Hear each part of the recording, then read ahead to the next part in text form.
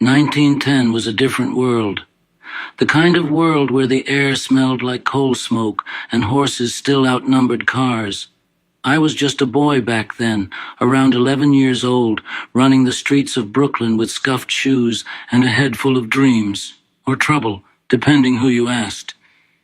The city, New York, it was alive, bursting at the seams. Immigrants were pouring in by the boatload, elbow to elbow in the tenements. Italians like my folks, Jews from Russia, Irish, Poles, everyone chasing the American dream and bumping into each other trying to find it.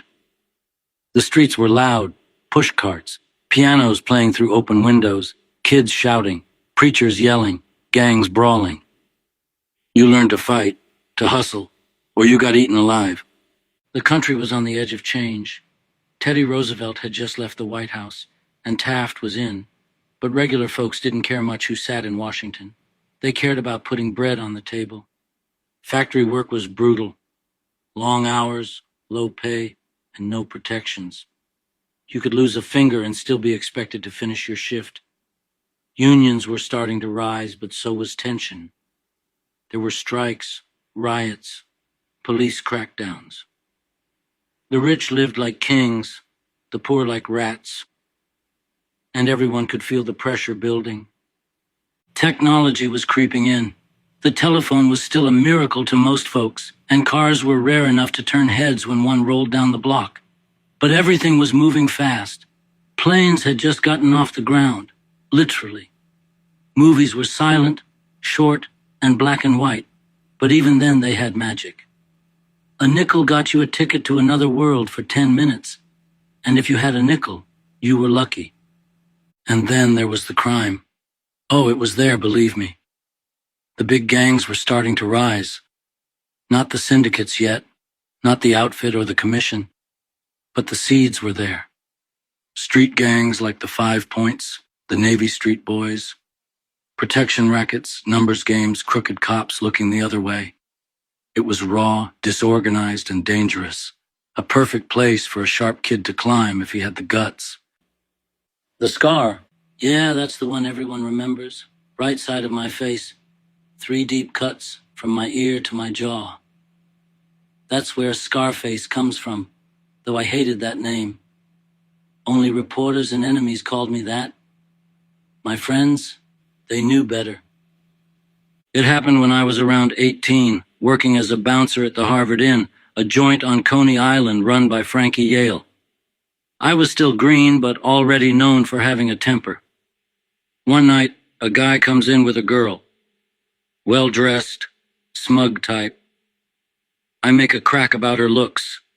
Nothing too cruel, just me running my mouth like I did back then, full of vinegar and pride. Turns out, the guy's name was Frank Galluccio, and he didn't take kindly to some punk insulting his sister. He got up, pulled a knife, and before I could swing, he slashed me across the face. 3 quick strokes, blood everywhere. Yale had to break it up. Galluccio later apologized, even offered to make peace, and I didn't hold a grudge. That's not how the game works. You make a mistake, you pay for it. I paid in blood. The doctor stitched me up, but the damage was done. The scars stayed, carved deep like a reminder. In a way, they helped. They gave me a face people feared, made me look like someone who'd been through something, who'd do anything. Even if deep down, I still saw the kid from Brooklyn. Did it bother me? At first, sure. I'd turn my head in photos, keep the left side forward, clean. But after a while, I learned to wear it like armor. People respect scars. They show you've survived. And me, I survived a hell of a lot. My wife was Irish, born in Brooklyn like me, raised in a working-class Catholic family. Beautiful, strong-willed, quiet in public but sharp when she spoke. Had that Irish steel under her sweetness. The kind of woman who could stand in a room full of wise guys and still command respect with a glance. I met her around 1917 when I was still a kid working odd jobs, bouncing for Frankie Yale, trying to make my way. We crossed paths at a party, Not some ritzy ballroom thing, just a neighborhood gathering. Music, food, dancing. I saw her standing near the punch bowl, light catching her eyes just right. She wasn't loud like the other girls, wasn't trying to impress anyone. That pulled me in. I cracked a joke, probably a bad one. But she laughed. That laugh, it hit me like a right hook. Now here's the thing. May was older than me by a couple years, 21 to my 18, and her family didn't like me. They knew who I was running with, the life I was leaning toward. But I wasn't going to let her go. She got pregnant not long after we met, and we got married on December 30th, 1918, right after our son, Sonny, Albert Francis Capone, was born. We married in the church, just like our families wanted. Respectable, clean. Through everything, the rise, the fame, the blood, the prison, May stayed. She didn't like the life, never pretended to. She kept to herself, stayed out of the papers, protected our boy. And when the world turned its back on me, when even my own mind started slipping in Alcatraz, she never did. She visited. She prayed. She waited. She was loyal in a way most people can't even understand. And no matter what else I did, the deals, the guns, the empire, marrying May was the smartest thing I ever did. When I first got to Chicago in 1919, it felt like stepping onto a whole different kind of street. A bigger, louder, hungrier street. Brooklyn was tough, yeah, but Chicago? Chicago was wide open. You could feel it in the air. Opportunity and danger, thick as the smoke pouring out of the stockyards. It was rough, booming, lawless in a way that made Brooklyn look like a church picnic. You had immigrants from every corner of Europe packed into neighborhoods. Italians, Irish, Poles, Germans, blacks moving up from the south, all fighting for a piece of the city. Fists, knives, guns, whatever it took. I came out there at Johnny Torrio's request, working under his uncle, Big Jim Colosimo, who controlled most of the brothels and gambling joints. Colosimo was a big shot, liked the good life, flashy suits, opera music, but the real brains, the real future, was Torrio. Johnny had plans, bigger than whorehouses and gambling dens. He saw that prohibition was coming like a freight train, and with it, the chance to make millions smuggling and selling booze. The first thing I noticed, everybody was for sale. Cops, aldermen, judges. You didn't have to hide in Chicago. You just had to pay the right man. You had to be smart, quick, loyal to your crew, and ruthless to outsiders. That was the language of the streets there. I started off doing muscle work, protection, collections, persuading the stubborn, the usual. But I wasn't just swinging fists. I watched. I learned.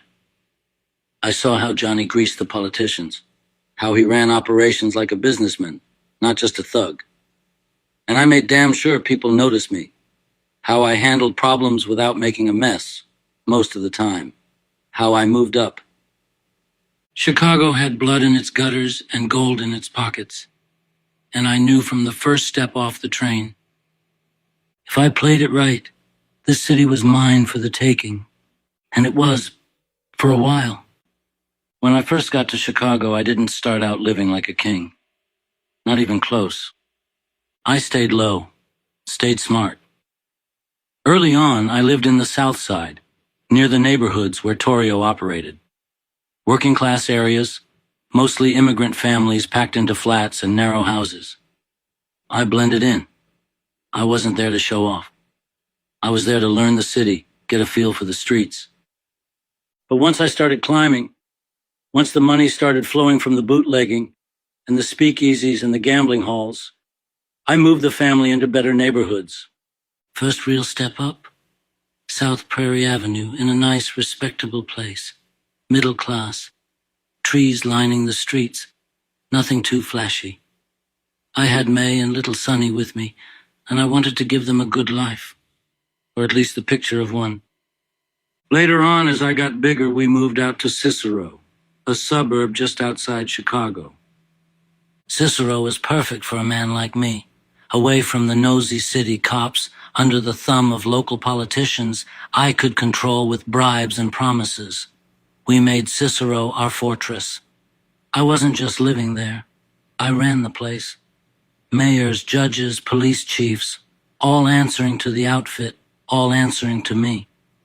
I also spent plenty of time at places like the Metropole Hotel downtown, a base of operations when I needed to be in the thick of things, close to the action, easy to disappear into the crowd if trouble started brewing. So where did I live in Chicago? Wherever I wanted.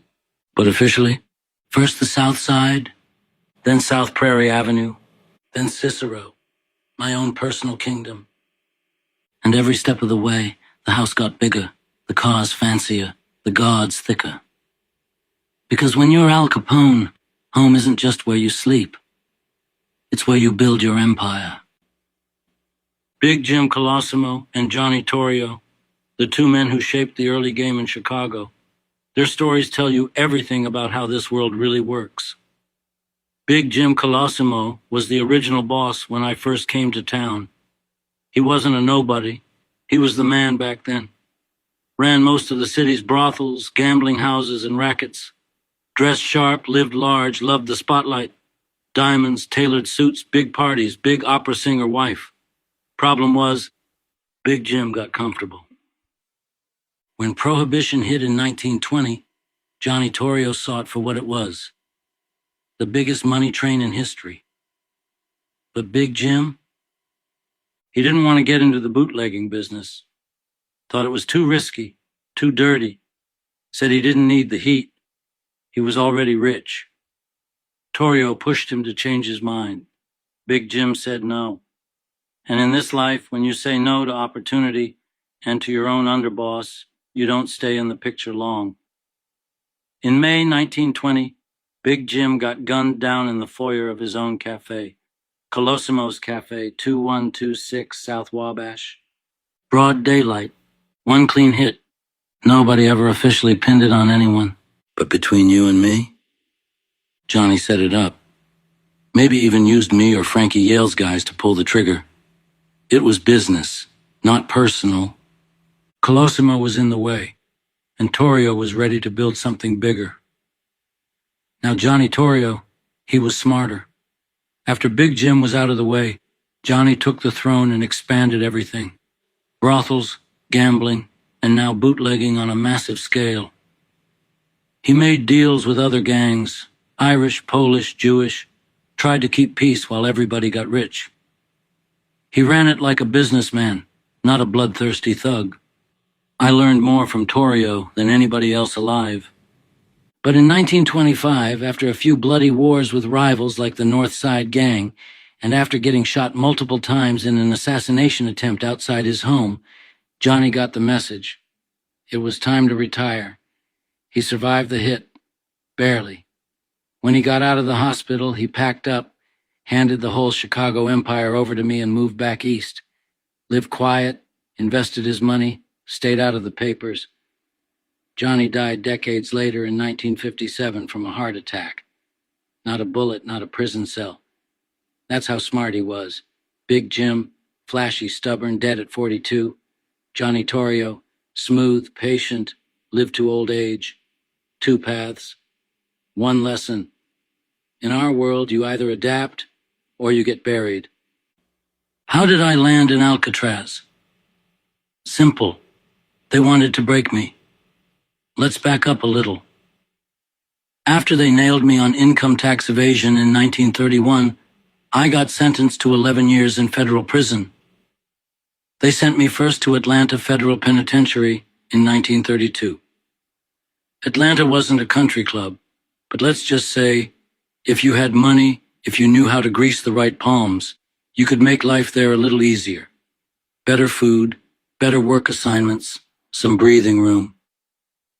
I had pull, even inside. Problem was, the papers found out. The public found out. They didn't like the idea of Al Capone, the public enemy number one, living easy behind bars while they were scraping through the Depression. The politicians? They needed to show that nobody was above the law, not even me. So in 1934, without much warning, the Bureau of Prisons decided to make an example out of me. They yanked me out of Atlanta and slapped me on a prison train under heavy guard. Destination: Alcatraz. The Rock. The government's brand new fortress in the middle of San Francisco Bay, built to house the worst of the worst, the guys they didn't trust anywhere else. Alcatraz was different. No favors, no payoffs, no sweet-talking guards, no influence. They stripped you of your name. You were just a number. Mine was 85 AZ. Meals were silent. Cells were tiny, cold, lonely. And the wind off that bay? It howled all night, like a reminder that escape wasn't just impossible. It was unthinkable. And if that wasn't enough, the syphilis I caught when I was a younger man started eating away at my brain while I was locked up.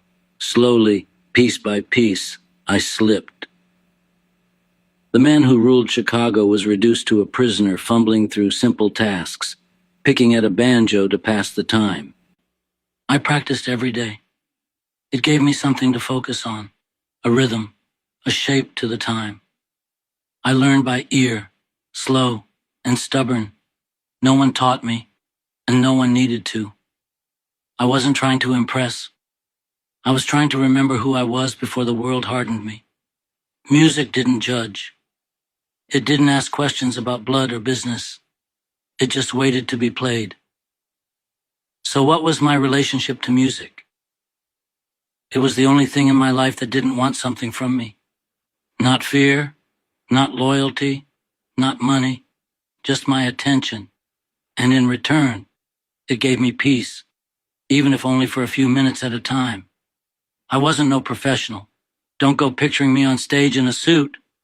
But I got decent, played with feeling. I'd sit in my cell after hours, plucking out old folk tunes, bits of blues, even some Italian melodies I remembered from my mother humming in the kitchen. Songs like Home on the Range, soft, slow, made me think about a freedom I never had. Swanee River, sad and sweet, full of longing, like the past reaching out. You are my sunshine. When I wanted something light to chase away the dark, and every now and then I'd try to pick out Neapolitan love songs, the kind my folks played when I was a kid, just to hear my own blood sing again. But the song that stayed with me, the one that dug the deepest into my chest, was Rose of Picardy. It wasn't loud. It wasn't about power or pride. It was about love that lingers, even when time, war, and distance tear everything else away. I wasn't playing for applause. I played to remember who I used to be before the headlines, before the blood. Music reminded me that I wasn't born a gangster. I became one. And in those quiet moments, plucking strings with fingers that used to grip pistols, I felt not innocent, but alive. So, yeah, I could play. Not Carnegie Hall good, but good enough to make a prison cell feel like a back porch in Brooklyn. And when you're locked in a cage, that means more than gold. In Alcatraz, nothing came easy. You didn't get favors for your name. You had to prove yourself like everyone else. And I did. I eventually begged the warden for permission to form a small band. And to his credit, the warden allowed it under strict conditions. We called ourselves unofficially the Rock Islanders. The group had about 5 or 6 of us. I played the banjo and mandola, alongside a saxophone, clarinet, guitar, drums, and sometimes piano. We weren't just passing time. We were trying to remember what it felt like to be men again, not numbers.